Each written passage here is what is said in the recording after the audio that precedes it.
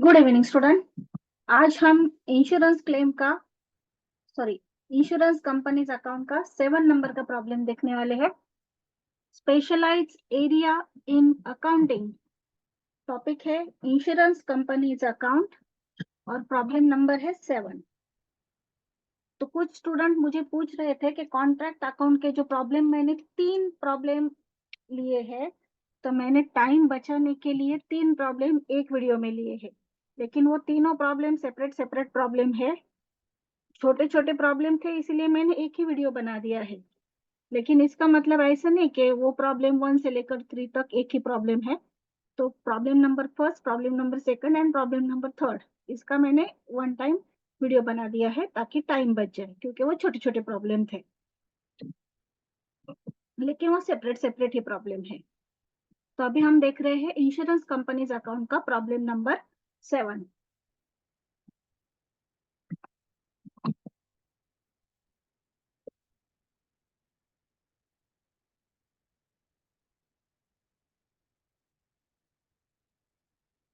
On 31st March 2023, book of Z Insurance Company Limited contain the following particular in respect of fire insurance. Reserve for unexpired risk on 31st March 2022. मतलब ये opening की है, यहाँ पर 31st मार्च लेकिन 22 का साल है, तो ओपनिंग का रिजर्व है ये 5 लाख का। Additional reserve for unexpired risk on 31st March 2022 1 lakh. Premium है 11,20,000। क्लेम पेड है 6,40,000।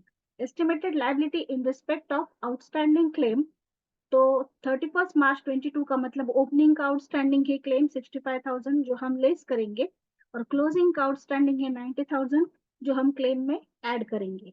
देन एक्सपेंसेस ऑफ मैनेजमेंट में 30,000 लीगल एक्सपेंसेस इंक्लूड है जो कनेक्शन विथ क्लेम है, तो ये 30,000 हम जो क्लेम की शेड्यूल लेंगे वहां पर हम ये 30,000 ऐड कर देंगे। और expenses of management total amount है 2,80,000, उसमें से 30,000 माइनस करके रिमेनिंग बैलेंस लेंगे 2,50,000। नेक्स्ट है इंटरेस्ट एंड डिविडेंड, तो इसके लिए सेपरेट टाइटल है हमारे पास। जो हम रेवेन्यू लिखते हैं वहां पर प्रीमियम के बाद इंटरेस्ट एंड डिविडेंड आता है, तो वहां पर ये हम लिख देंगे 64,250। इनकम टैक्स ऑन अबोव मतलब इसके ऊपर का इनकम टैक्स है 6,520। जब हम इंटरेस्ट एंड डिविडेंड लेते हैं तो वो ग्रॉस अमाउंट लेते हैं, तो हम ग्रॉस अमाउंट लेंगे। Profit on sale of investment है 11,000, इसके लिए भी सेपरेट हेडिंग है रेवेन्यू में, वहां पर हम इसका इफेक्ट देंगे। कमीशन पेड जो है वो शेड्यूल नंबर 3 में आता है, तो वहां पर हम कमीशन पेड लिख देंगे। तो इस तरह से हमें ये पोस्टिंग करनी है। और एक एडजस्टमेंट है 31st मार्च 2023 को 5,60,000 का अनएक्सपायर्ड रिस्क का रिजर्व है एंड 75,000 का एडिशनल रिजर्व है। मतलब यहाँ पर कोई भी परसेंटेज नहीं है, डायरेक्टली हमें क्लोजिंग बैलेंस जो है अनएक्सपायर्ड रिस्क का वो दिया हुआ है। You are required to prepare fire insurance revenue account as per regulation of IRDA for the year ended 31st March 2023। तो हम रेवेन्यू अकाउंट प्रिपेयर कर रहे हैं। ऊपर लिखिए form BRA, name of insurer G insurance company limited, registration number and date of registration with IRDA, तो ये नहीं है तो डैश कर दीजिए। Insurance revenue account for the year ended 31st March 2023, particular का कॉलम होगा, शेड्यूल का कॉलम होगा और अमाउंट का कॉलम होगा। तो स्टार्ट करेंगे हम प्रीमियम से। तो देखिए जो प्रीमियम है वो हमें शेड्यूल में लिखना है, लेकिन इसके ऊपर कुछ एडजस्टमेंट है क्या वो हम चेक कर लेंगे। तो यहाँ पर प्रीमियम है 11,20,000।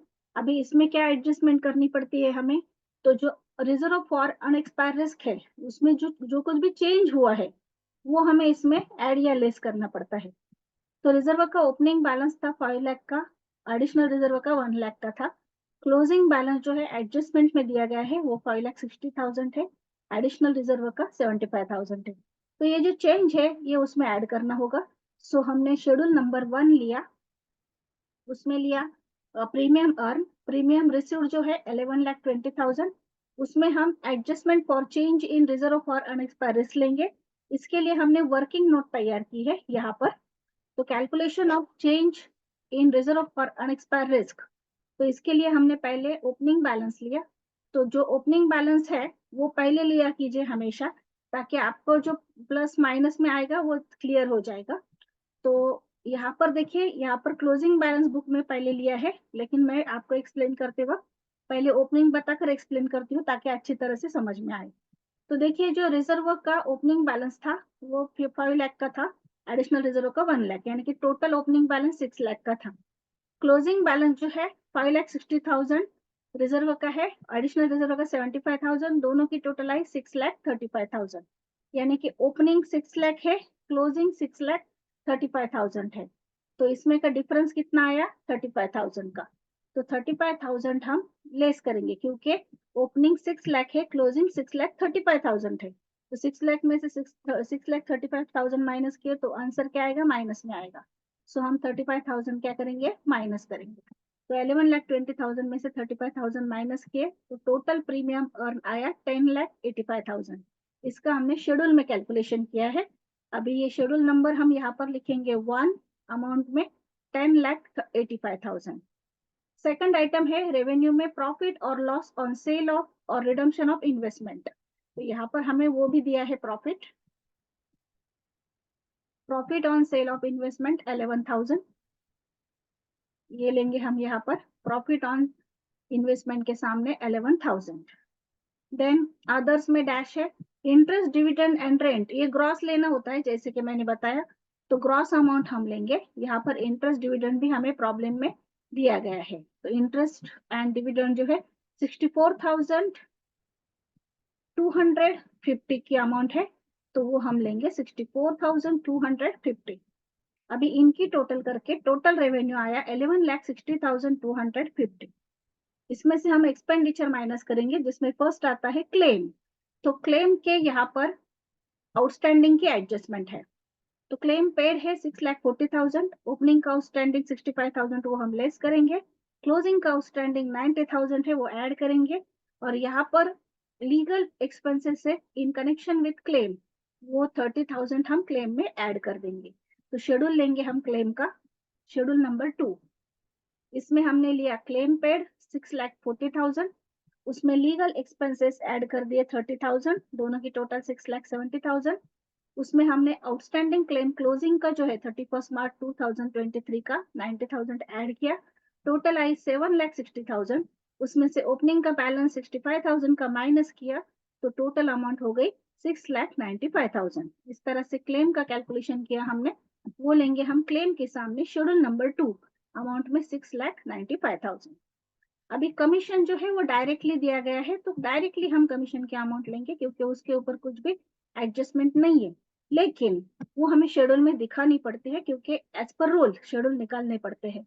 तो 1,52,000 जो है वो हम यहाँ पर कमीशन के सामने लिख देंगे, 1,52,000, शेड्यूल नंबर लिखेंगे 3, और यहाँ पर वर्किंग नोट में भी हम क्या करेंगे? शेड्यूल प्रिपेयर करेंगे कमीशन का, और उसमें सिर्फ लिख देंगे कमीशन पेड 1,52,000। मतलब कैलकुलेशन तो नहीं करना है, लेकिन जो अमाउंट है वो हमें शेड्यूल में भी दिखानी है, तो हम ये अमाउंट शेड्यूल में भी दिखा देंगे 1,52,000 की, कमीशन पेड का थर्ड नंबर का शेड्यूल। अभी लास्ट शेड्यूल होता है ऑपरेटिंग एक्सपेंसेस का। तो ऑपरेटिंग एक्सपेंसेस में हम लेते हैं एक्सपेंसेस ऑन मैनेजमेंट। तो इसकी अमाउंट हमें यहाँ पर दी गई है प्रॉब्लम में 2,80,000, लेकिन उसमें लीगल एक्सपेंसेस के 30,000 थे, वो हम माइनस कर देंगे तो रिमेनिंग बैलेंस लेंगे, उसका भी शेड्यूल प्रिपेयर करना है। तो शेड्यूल नंबर 4 इसमें आएगा ऑपरेटिंग एक्सपेंसेस में एक्सपेंसेस ऑफ मैनेजमेंट 2,80,000 में से 30,000 माइनस किया, तो बैलेंस आया 2,50,000। इस तरह से हमने ये शेड्यूल प्रिपेयर किया। तो इसकी अमाउंट हम रेवेन्यू अकाउंट में लेंगे, ऑपरेटिंग एक्सपेंसेस के सामने शेड्यूल नंबर 4 अमाउंट में 2,50,000। अभी एक्सपेंसेस की टोटल कीजिए 2 से लेकर 4 तक के शेड्यूल की, 6,95,000 plus 1,52,000 plus 2,50,000 is equal to total I 10,97,000। तो अभी रेवेन्यू है 11,60,250, उसमें से एक्सपेंसेस माइनस कीजिए 10,97,000, तो हमारा ऑपरेटिंग प्रॉफिट आया है। ये इसी स्टेटमेंट में है, लेकिन यहाँ पर थोड़ा सा मेरे से साइड में हो गया है, तो ये सेम आएगा, इसी के नीचे आएगा। मतलब आप लिखते वक्त इसी के नीचे की जो लाइन होगी वहां पर लिख दीजिए ऑपरेटिंग प्रॉफिट और लॉस, लेकिन यहाँ पर प्रॉफिट है 63,250। तो इस तरह से हमारा ये जो 7 नंबर का प्रॉब्लम है इंश्योरेंस का, इंश्योरेंस कंपनीज अकाउंट का, ये कंप्लीट हुआ है। तो ये प्रॉब्लम है।